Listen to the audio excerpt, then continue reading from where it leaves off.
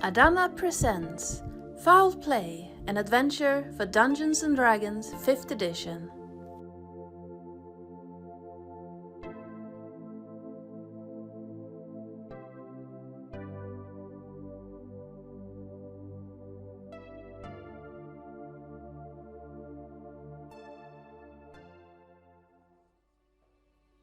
Who's first, I wonder?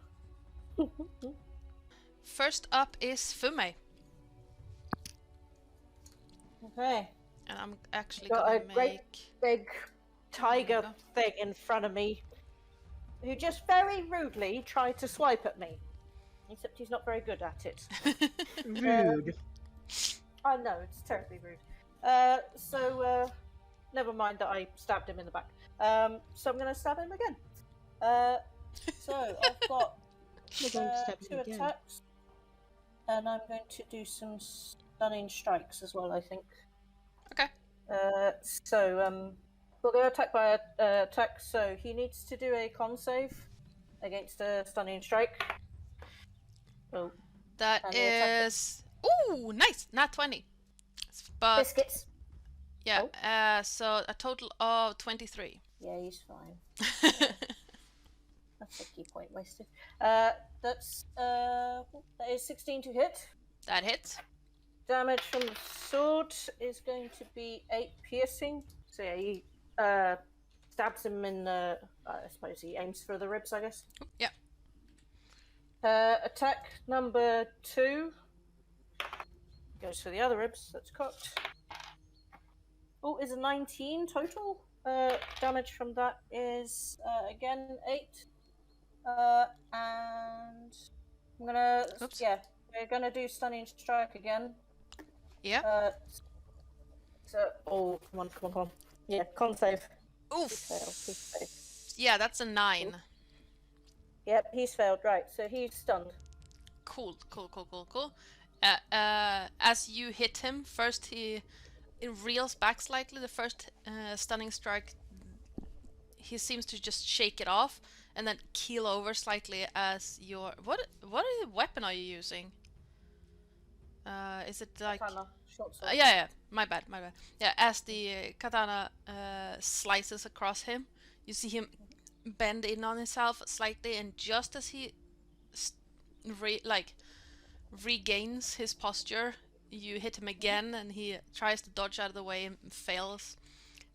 In that, your stunning strike just hits him straight in the head, and you can see him going cross-eyed. Which is what I wanted. Cool.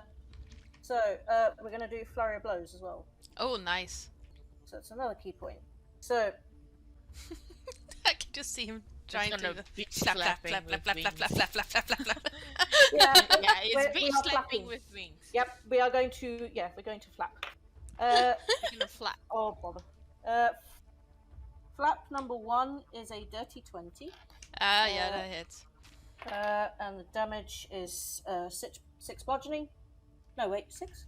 Yes, 6 bludgeoning. And flap number 2, well, that's 16 on the dice, so that gets him. Yeah, that hits. And the last flap is 8 bludgeoning. So total 14 bludgeoning. Yes, I was doing maths all along. Yes, we'll go with that. Yeah, what was it? 8? 8 plus 6, 14 bludgeoning. Yeah. And I am going to move away, I think, because he can't do anything about that. Yeah. Oh, okay. He moves 20 feet away. And yeah, there's nothing that this tiger can do. Yep. Next up is Navin and then Vinny. Okay. Navin's gonna push apart his rope. Well, nobody can see these anyway. But as this happens, you see Navin appears here, where he is right now. Mhm. But you see a skeletal hand come out from underneath the tiger and grabs around him. Navin's gonna cast Chill Touch. Ooh, nice. With advantage, right? Mm-hmm. Yes. Well, 25. Yeah. Yeah, I think that hits. And Excellent. doing 11 necrotic damage. Oof. Yeah. Anything else you want to do on your turn? He's not happy about being chilled, by the way. He glowers at you. Let's do it. Followed by, after you see the skeletal hand reach out and grab him, you heard a shriek from Navin, and as he squeals, spirits came out from underneath the ground and hovers around the tiger. Ooh, nice. And I cast Spirit Shroud. Yeah, and I'm gonna move. This is not 10 feet, but I wonder if I want to go any closer. I mean, considering that he is stunned until the start of Fume's next turn. Yeah, I'll stand here. Vinny, you're up. Vinny is, first of all, going to move just a little behind Navin. After seeing- Why are you using me as a meat shield? I'm a wizard. I'm not a tank. I'm not using you as a meat shield, dear, but there's no reason for us all to be right up in his business. He'll say as he takes his drum, which is, about the size of his forearm, flips it so the front of it is facing the top of it is facing him, and the bottom of it is facing outward toward the were-tiger. And he's going to beat out a small rhythm with it, sort of doot, doot, doot, doot, doot, as it sounds a lot deeper and more menacing than you would expect from a tiny little bongo. And as he does this, tendrils, almost like a ball of shadowy tendrils, shoots out the bottom of this drum, and with a 21 to hit, Yeah, that hits. the eldritch blast that he has just summoned smacks into this were-tiger's chest and deals a whopping 2 damage. Cantrips, right? Cantrips, yes. Yeah. Really cool. 2 damage. Every little helps. Yeah. You can't win them all.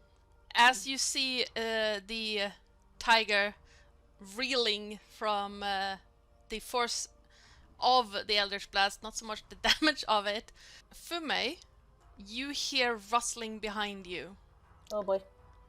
As from behind you see basically a person who looks like a younger version of the one you've been hitting, crouched down, staring at you, and then his clawed paws come up, and he's gonna do 2 swipes at you with his clawed hands. The first one is a claw. There we go. That's a 9 to hit. The first one. And the second one is a 7. Oh, goodness. Having misjudged the distance, you see here the claws just in front of you, right in front of your beak. You can feel the wind whistling through the claws, just like an inch from the tip of your beak. I don't even flinch. That is how cool I am. Can I get an insight on that? Oh, goodness. That's a 13, so you decide this DC on that one. Maybe contest it with deception. Yeah, give me a deception on that. Thinking more, he just sees these swipes coming and he already knows. Yeah, you're not Yeah, making it. Yeah, that's Your fair. reach isn't long enough. Yeah. No, He's skilled enough in combat. He also has core attacks. He knows how far he has to reach with his. yeah, that's true. But yeah, you hear that as the claws just cut through the air around near your beak. Yeah. Oh. Okay, right. And you put someone else on the board. Yeah, and then you hear him just growl out, "I knew I should have pounced on you." Yes. We're back at the top of the round, and it is Fume's turn. Give me a perception check. That is a 19 on the dice plus 6. 25. With your perception, you can see that there are 2 more tigers coming up from the north side. Okay. Oh, on the other side of the crater. Yeah. Oh, yep. Okay. How is our first fairy non-friend doing? He doesn't seem that bothered. Can Fume very quickly, like, glance to his fellow fighters, to get a gauge of, do we want to keep fighting, or we're outnumbered at this point? I think we can take. We also haven't. Yep, keep going. Right, that's all he wants. So you said that the tiger that just tried to swipe in my face and failed, it looks younger. Yes. Yeah, in which case I think Fume is just going to just look down and go, no, and turns and sprints back round to his first target, and let's keep wailing. Attack number 1. That is 15 to hit. Me double check. Yeah, that hits.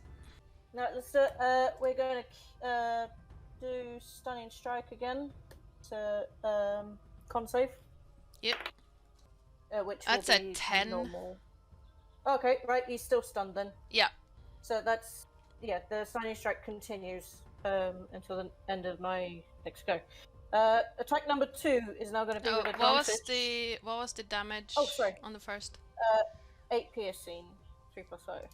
Attack number 2 is 19. Yeah, that hits. Damage is 8 damage again.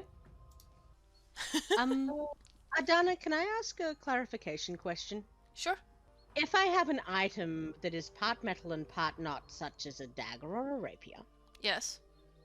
if I were to stick it in someone and hold it in them, Yes. now the handle is not metal, Yes. I imagine.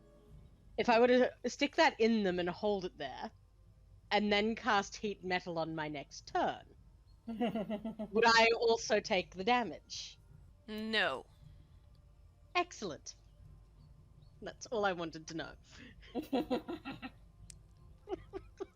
As long as the end of the thing that holds it, the non-metal part attached to the metal part isn't metal, you won't take the damage. Finny has just cast lightsaber. I'm not going to do flurry of blows. I can, however, do just an unarmed strike, which is 23 to hit. Bludgeoning damage is 7 bludgeoning, and I'm going to move again 20 feet away from this tiger in the other direction from our advancing. On player. seeing that, will Navin be able to shake his head at Fume? Wait, what? Yeah, you can. Yeah, he's gonna shake his head to ask you not to move that far. Oh, okay, right. So I've actually got enough movement to carry that off. He's pretty fast as well. Like, it took him 20 feet to get back to the tiger. He's just run another 20 feet away. He's got another 10 feet. Let's say he comes to a stop. He turns because he wants to be facing his quarry again anyway. He sees you shaking your head behind him and retreats and then starts moving back forward. And that's as far as he can get. Yep, sure, that works. Next up, this guy. Oh, does he want to do that? No, he's gonna stop here. And then it's Navin's turn. Nevin's now gonna sweep apart his rope, which you realize that it wasn't a rope all along. It was actually a cloak, and beneath you can see that while he's still dressed in all black, suddenly you see a staff, a purple staff that has a beak for the handle. It looks kind of like a cane, actually, and Alright. he's gonna slam the cane down onto the floor, and he's gonna cast Wall of Force. So basically, there is now a wall. So nothing physical can pass through now. Excellent. Including friendly creatures as well. Yeah. Yeah. So you're locked in with one tiger, Oh. but the other tigers cannot get in. And it's invisible, so they can see everything normally Yeah. from within. Correct. Yeah. Correct. Changes things. Nice. That's it. I can't do any more shit. But I, as a bonus action, I would have to wave off my spirits. Yep. I will wave off my spirit. That's fine. And then it is the tiger, but he's stunned, so he can't do That's any shenanigans. And so it is Vinny's turn. Vinny is going to stay where he is and pull out his rapier, which is the handle is bound in thick leather. And he is going to chant rhythmically as this rapier blade turns white hot. He can't, he is casting heat metal at the 5th level, Oof. which will last a minute. Oh, okay. Which will, on his next turn when he starts attacking things, do 5d8 fire damage on top of the other damage if you allow it, Ardana. Yeah, sure. Go for it. Okay. Hey. Excellent. If you want to burn a 5th level spell slot, I'm not gonna say you can't. Literally burn a 5th level spell slot. Literally burn a 5th level spell slot. The So that's- Wall of Force was also 5th level, but my Yeah. Staff of Power has 20 charges that I can use, so I have to spend 5 charges to do that. Which Okay. I did. He is then going to, with his bonus action, toss his Bardic Inspiration, which is a 1d10, to, who would like it? If I get hit, my concentration gonna fall. 3 more tigers gonna be on us. I'll throw it on you then. Yeah, I think that's best too. Yeah. Are we aware of the wall ourselves, unless you tell us? I would have told you. I think Naveen is kind of low-key showy. So even though the wall itself, after it's been formed, is gonna be invisible, it would have like some sort of, I assume, will be following my staff color. So some sort of purpley force came up and then disappeared completely. Yeah, so I kind of imagine like Fume like frowning at you, going, "Wait, what?"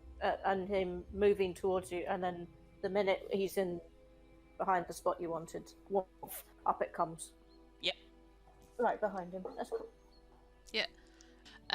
You also hear curses hailing down on Navin from the 3 tigers, as one of them is going to walk up to where Vinny is, and so having seen that something happened, would he be dumb enough? Yeah, he would be.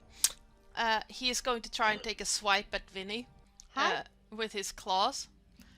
I imagine some form of effect is going to happen as soon as he hits the wall of force.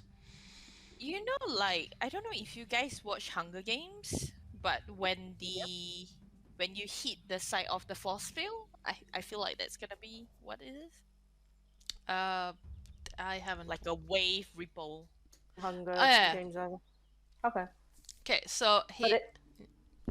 But he doesn't take damage or anything. It just He doesn't take damage. Okay, so you see Vinny once again, that paw coming down towards your face, and then it is like the claw seems to get stuck in something and leaving ripples in the air behind it. You see the tiger look at his hand and look at the air around you, frowning, and then he's going to do the same just to test it. Same effect. Right in front of your beak, you see the claws come out, ripple through the air, and it's like, and then he just stares at his hands, and then up at Navin, and what would he As this happens, Yeah. Vinny's going to cock his head to one side, so he's looking at this were tiger curiously, His pupil is going to contract down to a tiny pinprick. Mhm. He's going to chuckle, and then he is just going to turn his back